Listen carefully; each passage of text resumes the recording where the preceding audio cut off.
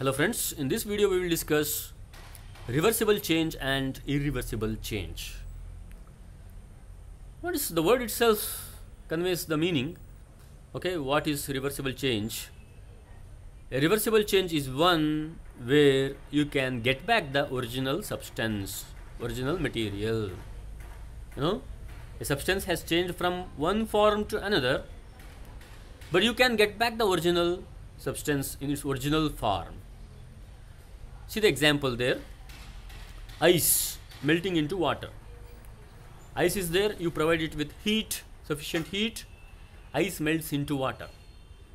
But water is not an entirely new substance. The substance of ice and the substance of water is just the same. So there is only a change in state. The only change that has happened is the change in state, but the substance has remained the same. Such a change is called as reversible change, because ice is changed into water. Take the water, put it in a freezer, means refrigerator or freezer, then water again converts into ice. Why did the water change into ice? Because you freezed it. You freezed it. So ice changed into water because you heated it. Again water will be changed into ice if you cool it, freeze it or cool it. So by heating you can change ice to water, by cooling you can change water to ice, water back to ice. So when you change water to ice, you have got back the original substance. This is the original substance here. In this example, ice is the original substance. Okay, in the first place it was ice. You changed it to water. Can you get back the original substance, ice? Yes, you can freeze the water and get back the ice. So it is a reversible change. Same way, look into the next example. Water is heated, it becomes water vapor. You collect those water vapors, okay, you using a lid. You cover the vessel with a lid. So water vapor is collected on the lid, and when you cool it, it becomes water again. So water vapors can be converted back to water by cooling. So water becoming water vapor is a reversible change because you can get back the water. The original substance is got back. See one more example. Butter melting into liquid butter. Solid butter melting into liquid butter. So you heat the solid butter, it becomes liquid butter. There only the state is changed. The material has not changed. The substance has not changed. Liquid form also it is butter only. Only the state is changed. So you can get back the solid butter again. How? By keeping it in a freezer. That is called as reversible change. See one more example. A sheet of paper is folded to make a toy aeroplane, a toy boat or something. Fold a paper, make it into a toy. For example, an aeroplane. So can you get back the original sheet of paper from the toy? Yes, unfold it, you can get back the original sheet of paper. So what was the change that had happened there? The change was the shape. The shape of the paper had changed.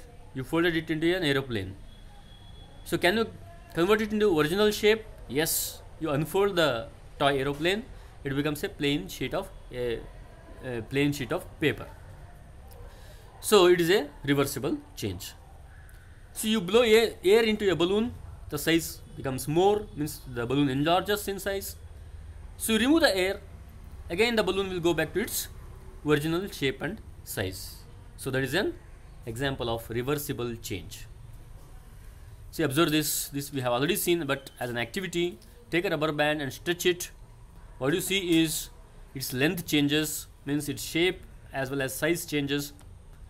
So nothing to worry, you can definitely release and make the rubber band go back to its original shape and size. So this is an example of reversible change. Now coming to irreversible change. What change do you call as irreversible? If you cannot get back the original substance, then that is an irreversible change. See the example. You have blown air into a balloon, but you prick it with a pin, it bursts, correct, the balloon bursts. So you cannot take it back to its original shape. Okay, that is why the balloon is destroyed. So it is a irreversible change. You cannot get back the balloon in its original form. Same way, take a piece of paper, burn it, it converts to ash. You cannot change the ash back to paper. So it is an irreversible change. What are some examples of irreversible change? So prick an inflated balloon. You blow air into a balloon. That is called as inflating a balloon. It becomes bigger. Prick it with a pin. It bursts. It will burst. You cannot get back the balloon in its original shape. It is an irreversible change. Boil an egg. Okay, raw egg converts into boiled egg. You cannot get back the raw egg from boiled egg. There is no way to get back the raw egg from boiled egg, correct? So it is an irreversible change. Burn a sheet of paper, you get ash. You cannot convert ash back to paper. That is an irreversible change. This we have seen already.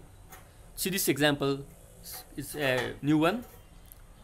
Take a seed, convert it into seedling. How do you convert seed into seedling? Seed.